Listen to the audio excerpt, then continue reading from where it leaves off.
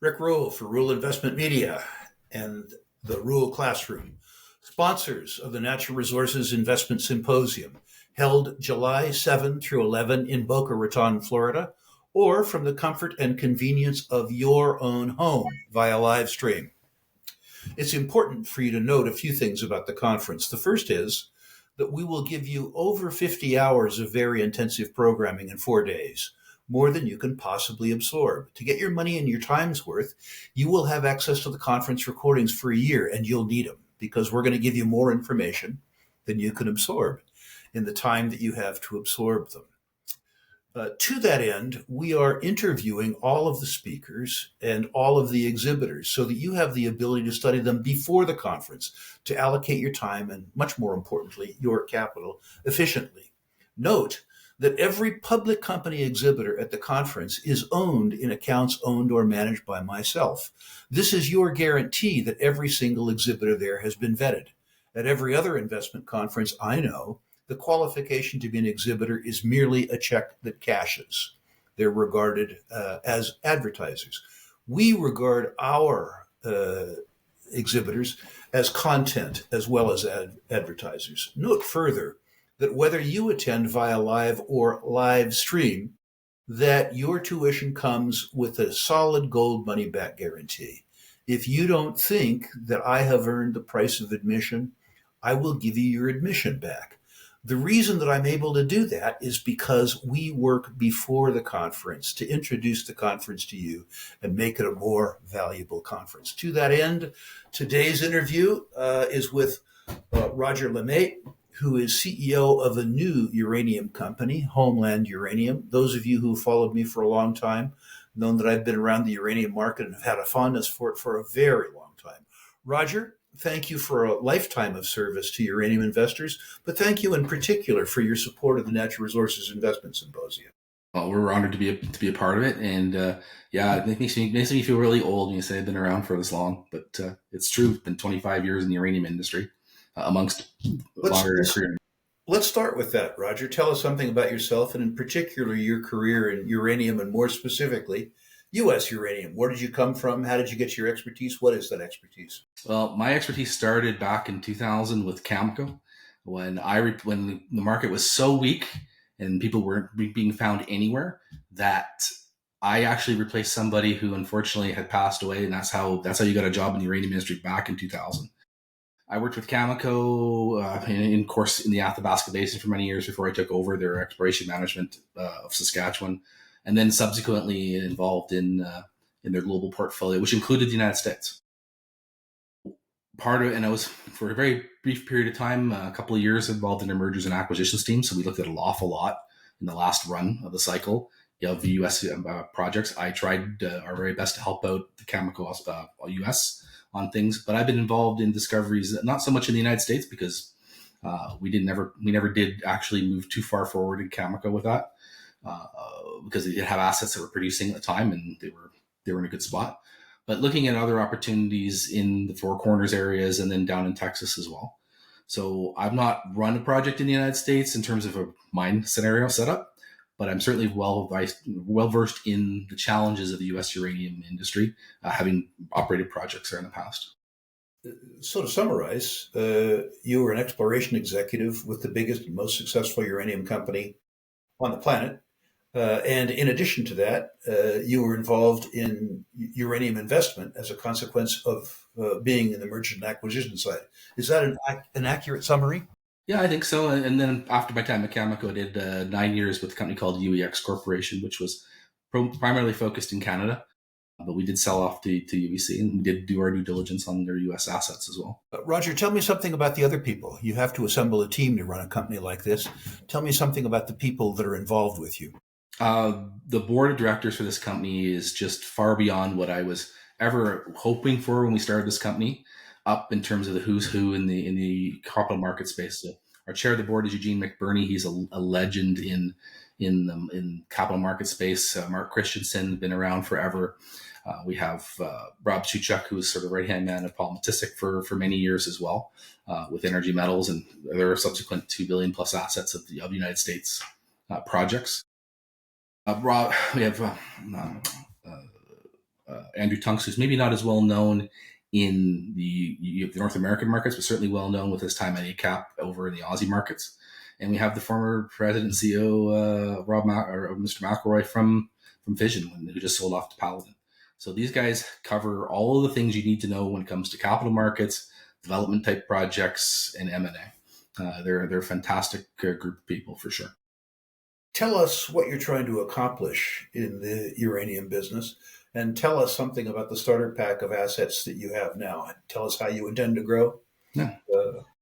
Well, when I after leaving UX, I wanted to get back in the uranium space. I was really myself was sort of thinking, what are the things that I want to see? And the number one, there's got to be room for investors to make money. Otherwise, things don't go. And you have to be a resource-bearing company. I think the last cycle around, you could have been any uranium company, change your name to something uranium, and you could raise money, and everyone was happy because nobody really knew what was good, bad, or ugly in the space. This time around, people want to see that you have resources, and there's a big difference between have and have-nots. So the particular asset we picked up, having been very familiar with the space and who's where and what, I was shocked when the opportunity came to me because I said, "There's no way this can be real. I can't believe that this asset's not found," and it was available for staking this past summer. But when you go and do the research and do the background, you're going, yeah, there is a significant deposit found in northern Colorado that was open for staking, and it was forgotten about, mostly because at the time of the discovery and the time of the 3 Mile Island incident, and when the U.S. uranium and the global uranium industry went through a prolonged downturn from the mid 80s through to the time being till the last cycle in 2005. So when you did the research, you can say, yeah, the vendor who found the property was able to pick it out of some old SEC filings that Energy Metals did.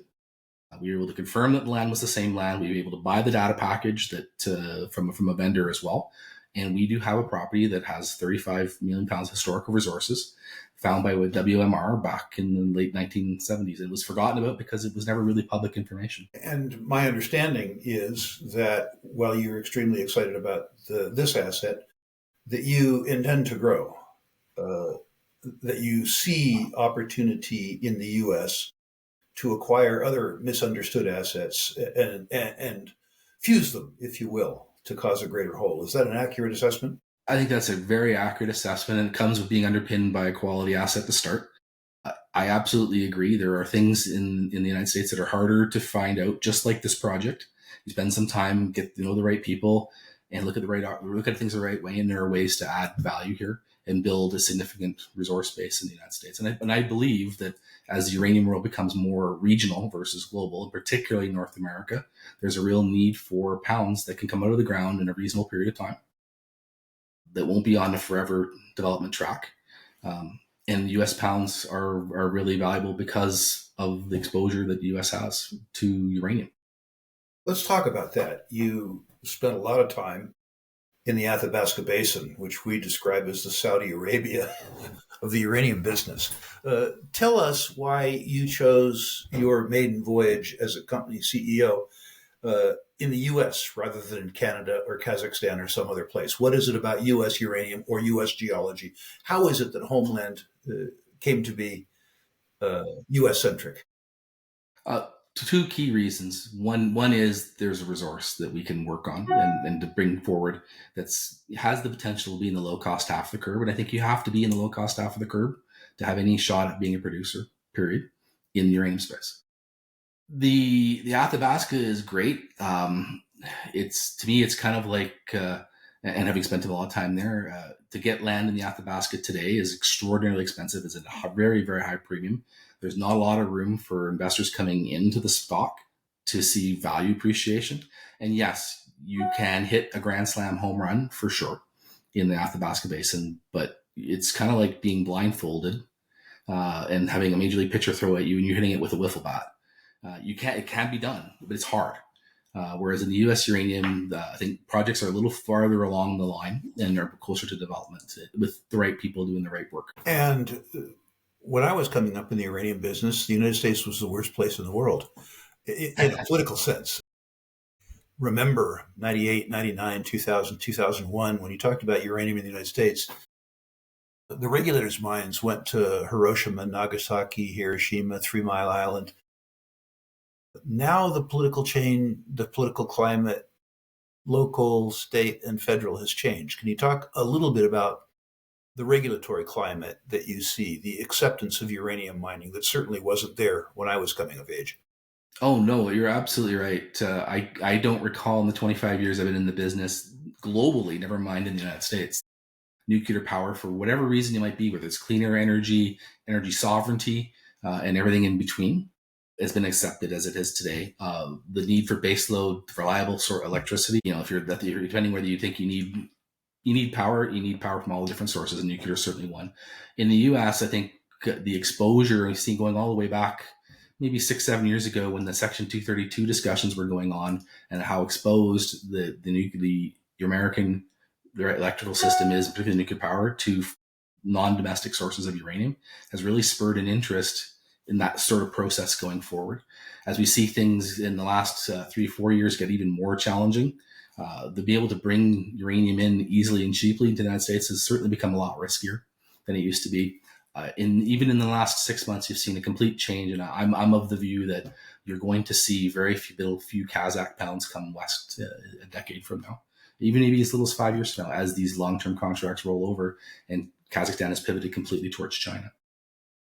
If you don't buy it, or if you can't buy it as easily, you got to find it and build it yourself. I think that's what's being seen. We're seeing the president himself get involved in moving critical minerals, including uranium, move on a much more fast track.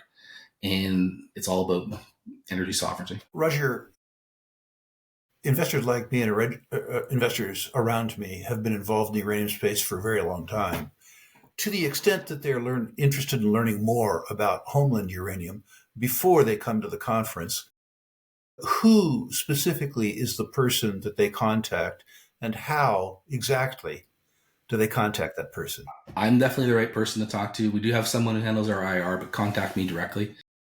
My email is roger@homeland-uranium.com, and I can be reached at 306-713-1401. Happy to take calls from investors anytime.